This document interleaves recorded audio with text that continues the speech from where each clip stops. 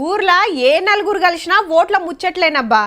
మన వార్డులా ఎవరు పోటీ చేస్తున్నారు, సర్పంచ్గా ఎవరు కోటేయాలి, మునుపు గెలిచినోళ్ళు పోటీలు ఉన్నారా, మళ్ళా వాళ్ళకే ఛాన్స్ ఇవ్వాలనా, కొత్తోళ్ళని ఎన్నుకోవాలనా, ఎవరైతే మంచిగా పనులు అరుచుకుంటారని చర్చల మీద చర్చలు నడుస్తున్నాయి.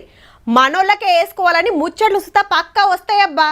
మీ ఊర్లో ఎట్లెట్లుందో మీకు తెలుసు కానీ అంతటా ఏం నడుస్తుంది, రిజర్వేషన్ల ముచ్చట ఏమైందో అరుచుకుందాం పాండ్రి. సర్పంచ్ ఎన్నికల మీద స్టే ఇచ్చుడు కుదరదని సాఫ్ సీదా చెప్పింది హైకోర్టు.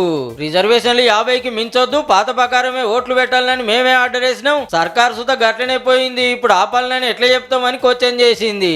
బీసీలకు రిజర్వేషన్లు తగ్గించిండ్రు, కులాల లెక్కన చూసి చాలా మట్టుకు తగ్గినాయని బీసీ సంఘాల లీడర్లు పిటిషన్లు వేస్తే దాని మీద కౌంటర్ పిటిషన్ వేస్తానికి సర్కారుకు 6 వారాల టైం ఇచ్చింది.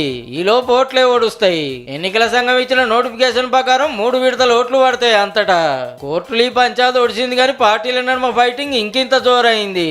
17% కుదిస్తే నైతిక బాధ్యత వహించి మీరు మీ పదవులకు రాజీనామా చేయాల్సింది పోయి 42% రిజర్వేషన్ కోసం ప్రయత్నం చేసింది ఎవరు, ఇది అడ్డు తొలగి నడ్డి విరిచింది ఎవరు కూడా మీకు తెలియకుంటే ఎట్లా?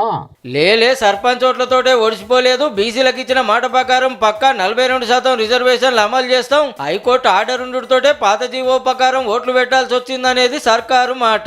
ఇక నామినేషన్ల ముచ్చట చూస్తే నిన్నటి కంటే ఇలా పెరిగినాయి. కొత్తగా బ్యాంకు పాస్బుక్లు తీసుడు, గ్రామ పంచాయతీలు కట్టాల్సిన బిల్లులు పెండింగ్ లేనట్టు రసీదులు తెచ్చుడు ఆలస్యమయ్యే వరకు అలా లైన్లు కట్టిండ్రు చాలా మంది.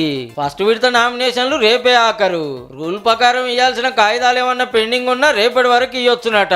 ఇక పోటీ చేస్తోళ్ళని ఇంటింటి ప్రచారం జోరు వేంచుడే, గల్లీల మైకుల మోత మోగుడే.